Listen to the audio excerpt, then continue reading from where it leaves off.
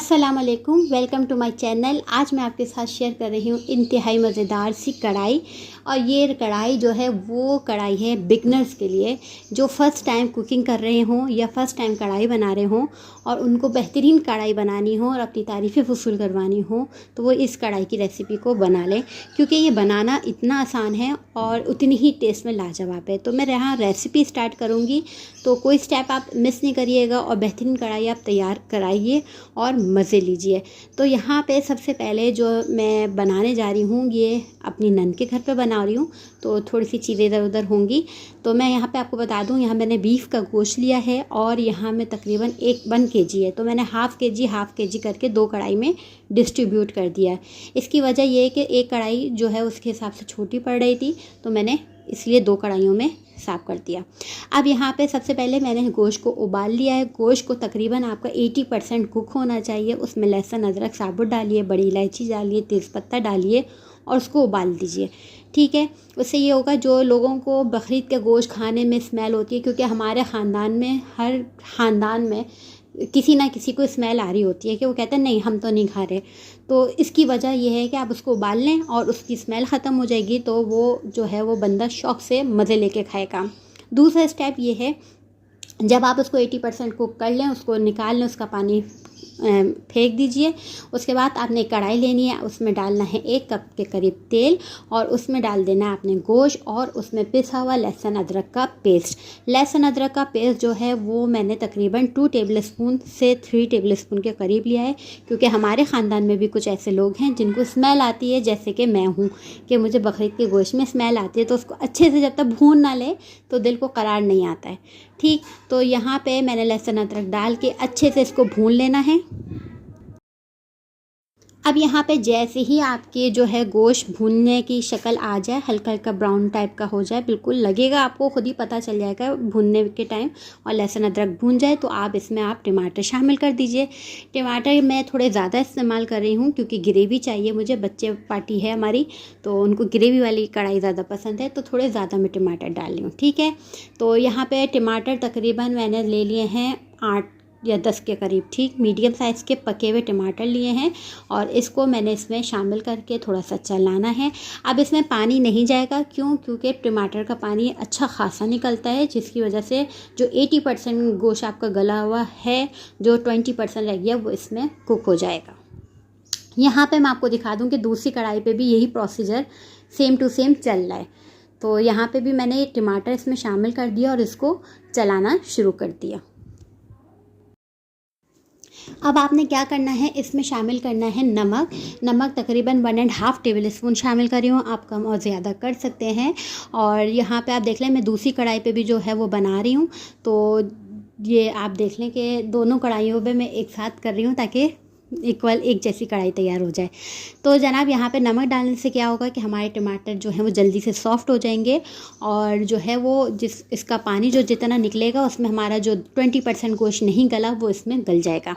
ठीक, इसमें आप शामिल करेंगे हल्दी। हल्दी तकरीबन 1 टीस्पून शामिल कर रही हूँ, 1 kg की तकरीबन कढ़ाई है और इसके अंदर जो है वो मैंने 1 टीस्पून हल्दी शामिल करी। हल्दी ज़्यादा शामिल नहीं करनी क्योंकि ये कौरमा कोई सालन टाइप का नहीं है, सिर्फ कढ़ाई है। ठीक है, सिर्फ कलर के लिए थोड़ा सा डालने के लिए हमने इस्तेमाल किया है। इसके बाद हम जो है इसमें शामिल करेंगे कुटी हुई मिर्चें। कुटी हुई मिर्चें तकरीबन अगर आपको अच्छी सी स्पाइसी चाहिए तो 2 टेबलस्पून ले लीजिएगा, वरना 1.5 टेबलस्पून इनफ है, बहुत है। अब आपने इसको क्या करना है, इसको थोड़ा सा चलाना है और चलाने के बाद आपने इसको कवर करके छोड़ देना है।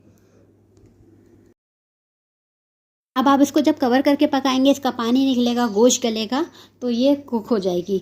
ठीक, ये ज़्यादा टाइम नहीं लेती। साथ में ये देखेंगे स्पैगेटी जो है वो बना के लेकर आई थी मेरी छोटी वाली नंद, और जो है बड़े मज़े की थी, बहुत मज़े की थी।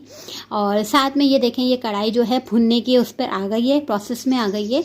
अब कढ़ाई का जो कढ़ाई में बनाने का मज़ा है ना, वो किसी चीज़ में नहीं है। आप पतीली में बनाएंगे वो कढ़ाई का मज़ा नहीं आएगा। आप बड़े बड़े रेस्टोरेंट में जाएँ तो एक कढ़ाई और एक कोयले का मज़ा आपको देता है, तो उसी के सारे पैसे चार्ज होते हैं, वरना कढ़ाई तो हम औरतों को सबसे अच्छी बनानी आती है। ठीक, यहाँ पे जो है अब आप भूनने का आपने शुरू करना है ताकि नीचे लगे भी नहीं और क्या नाम है इसकी अच्छी सी भुनाई भी हो जाए और जो टमाटर आपने डाले हैं वो अच्छे से वो पक भी जाएँ इस तरह से। अब यहाँ पे जो है वो मैं भूनती जा रही हूँ और साथ में ये काम भी कर रही हूँ। अब यहाँ पे जो मेन चीज़ मैं बता दूँ, यहाँ काली मिर्च है, साबुत ज़ीरा है और साबुत धनिया है। ये तकरीबन 1 टेबल स्पून मैंने लिया है। इसको आपने हल्का सा रोस्ट करना है कि हल्का सा इसका रोस्ट हो जाए, हल्की सी इसकी खुशबू आ जाए और इसके बाद आपने इसको कूट लेना है। ठीक है, यहाँ मैं इसको देखें आपको दिखा रही हूँ। आप इसे तवे पे भी भून सकते हैं, इसे फ्राई पैन में भी भून सकते हैं। तो बस यहाँ पे इसको भूनना है। अब आप जब ये मसाला इसके अंदर कढ़ाई में शामिल करेंगे तो फिर आप बताइएगा इसका टेस्ट कैसे चेंज होता है। और ये टेस्ट इतना ज़बरदस्त हो जाएगा कि आप खुद ही बोलेंगे कि भाई मज़ा ही आ गया। कोई पैकेट का मसाला नहीं है, कोई कुछ नहीं है, तो ये जादू है। ये घर में, हर घर में मसाले होते हैं, बेसिक मसाले, हल्दी, कुटी हुई मिर्च, नमक, साबुत ज़ीरा, साबुत धनिया और काली मिर्च, इन तीनों को में आपने कूट लेना है। कूट लेने के बाद आप इसमें 1 टीस्पून मैंने 1 टेबल स्पून इसमें शामिल किया, 1 टेबल स्पून दूसरी कढ़ाई में शामिल किया और इसके बाद बस सिर्फ हल्की आंच पे थोड़ा सा आपने भुनना है, हल्का सा, कि अच्छा सा तेल ऊपर आ जाए। ठीक है, अब आपने क्या करना है कि अब इसका लुक ही चेंज हो जाएगा जब आप ये मसाला, यानी सीक्रेट मसाला है जो मैंने आप लोगों को बता दिया है। अब यहाँ पे मैं इसको कोयले का धुआं दूंगी क्योंकि कढ़ाई बन रही है इसमें, तो मज़ा ही दुबाला हो जाएगा। तो यहाँ पे आपने जो है वो कोयला जलाया और उस पर आपने तेल डाल के इसको दम पे रख देना है। अच्छा, इससे पहले आप हरी मिर्चें भी डाल सकते हैं। तो हरी मिर्चें डालेंगे तो आपकी वो सॉफ्ट हो जाएंगी। मुझे खड़ी खड़ी हरी मिर्चें, यानी जो खिली खिली होती है सख्त, वो वाली रखनी थी, इसलिए मैंने बिल्कुल एंड में हरी मिर्चें शामिल करी। इसके ऊपर आप अदरक भी शामिल करिएगा, मैं भूल गई थी, तो लाजमी आपने शामिल करना है। ठीक है, ये देखिए हमारी कढ़ाई जो है ज़बरदस्त तैयार है। इसके साथ जो है वो गार्लिक रायता आप सर्व करें और बहुत मज़े का गार्लिक रायते का रेसिपी मैं आपको ऐसी बता देती हूँ। गार्लिक डालें, हरी मिर्च पीस के थोड़ी सी डालें चॉप करके, और भुना हुआ ज़ीरा डालें और नमक डाल के रायता आपका तैयार। ये दूसरी कढ़ाई पे भी कोयले का धुआं लग रहा है और गरम गरम नान कुलचे के साथ आप इसको सर्व करें। और आपने अगर एक बार ट्राई कर ली, इसके बाद आपने लाजमी मुझे कमेंट सेक्शन में बताने आएंगे, मेरा वादा है आप लोग से। तो इस रेसिपी को आपने ज़रूर ट्राई करना, अपना फीडबैक देना है। अपनी दुआओं में याद रखें। खुदा हाफिज़।